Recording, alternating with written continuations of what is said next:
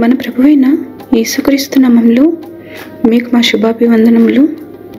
ఈరోజు దేవుని వాగ్దానము, సొమ్మసిల్లిన వారికి బలమిచ్చువాడు ఆయనే, శక్తిహీనులకు బలాభివృద్ధి కలుగజేయువాడు ఆయనే. బాలురు సొమ్మసిల్లుదురు, అలయుదురు, యవనస్తులు తప్పక తొట్టిల్లుదురు. యెహోవా కొరకు ఎదురుచూచువారు నూతన బలము పొందుదురు.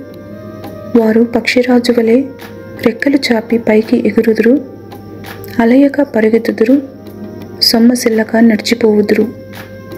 యెషయా 40వ అధ్యాయము 29, 30, 31 వచనాలు. He gives power to the weak and strength to the powerless. Even youths will become weak and tired, and young men will fall in exhaustion. But those who trust in the Lord will find new strength. They will soar high on wings like eagles. They will run and not grow weary. They will walk and not faint. Isaiah chapter 40 verses 29, 30 and 31. ప్రార్థన. ప్రేమగల తండ్రి, నూతన బలముతో శక్తితో మమ్మను ఈ దినములోనికి ప్రవేశపెట్టినందుకై వందనాలు.